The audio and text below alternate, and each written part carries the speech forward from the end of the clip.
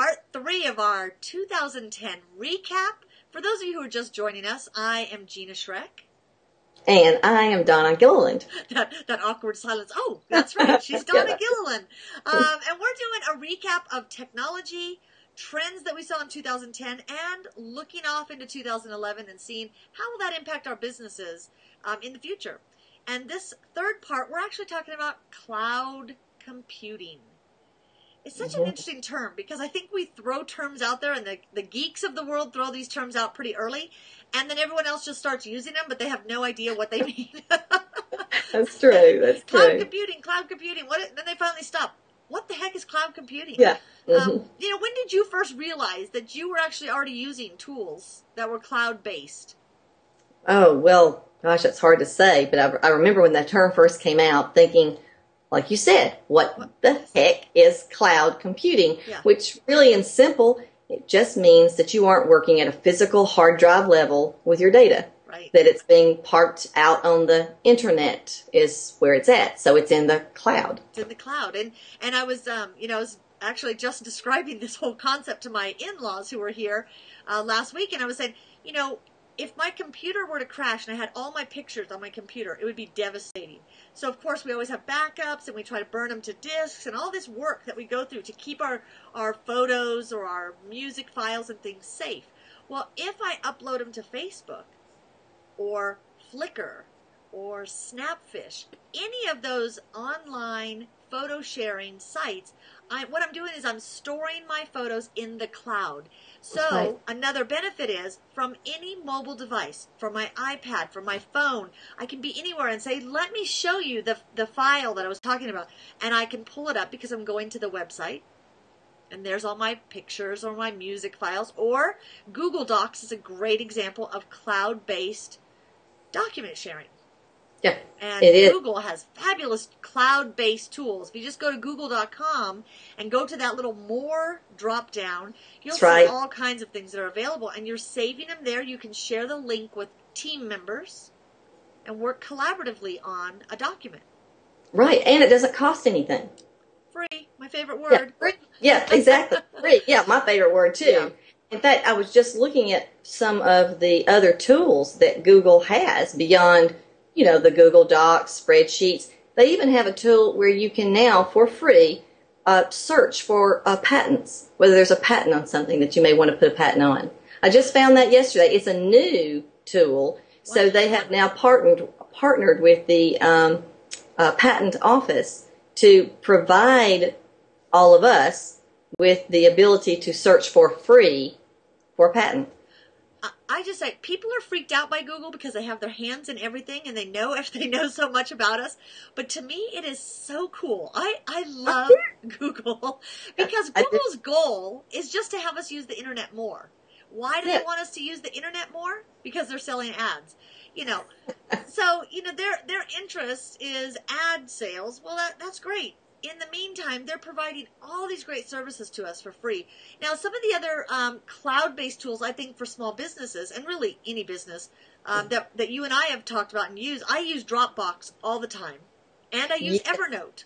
And I don't use it as much as I need to. I need to really start utilizing it more because Evernote, you can open up files, create files for projects you're working on, and then load pictures and sound files and documents and notes. And then I can put it in the cloud.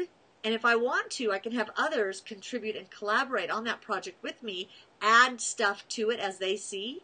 We're out walking around, we see something, we go, gosh, that's the idea we need for this project. Take a picture with your phone. Send it to your Evernote file.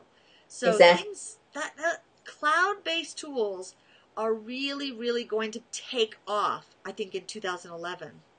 I agree. Now, I have just started using Evernote, and I like it for all the reasons that you've just described. And then the other one is, we're on Twitter, as a great many are, and there may be a great tweet that has a link in it that I want. So with Evernote installed onto my Android phone, then all I have to do is when I choose the share option, one of my options, because Evernote's loaded on my phone, one of my options is to push it up to Evernote.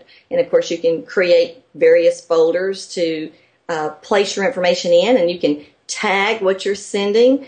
So some of these might be, they may be articles on, we'll say, mobile marketing. So I could create a tag for mobile marketing, have it pushed out to and tagged so that I can then go search my Evernote files for what I need and locate it quickly. So I'm loving it. I just actually started really making myself work with it.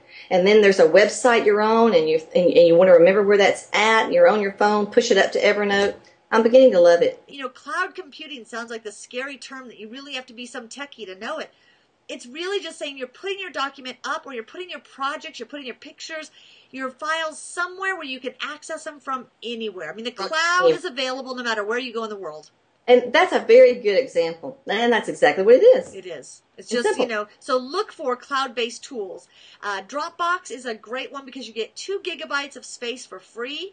And I use Dropbox every day. And in the old days, last year, you know, way back in that 2009, when I wrote my Twitter book, every time I made changes, I had to change the name of the file to version this, version that.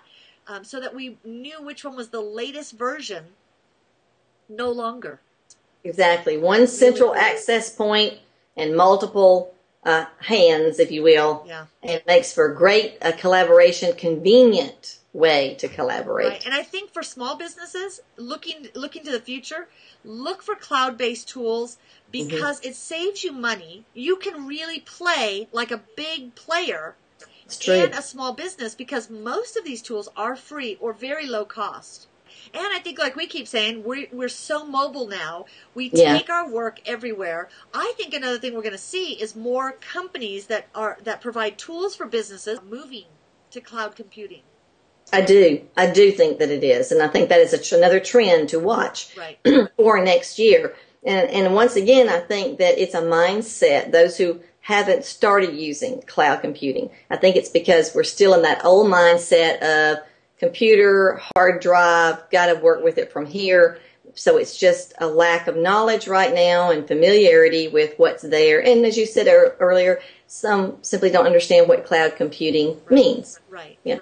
Not so scary. Just an everyday term. Yeah. Yeah, exactly. Well, this has been exciting. We have 2 more segments to go, Donna, in our 2010 recap. So keep getting geeky. All right. I'll see you on that 4th segment.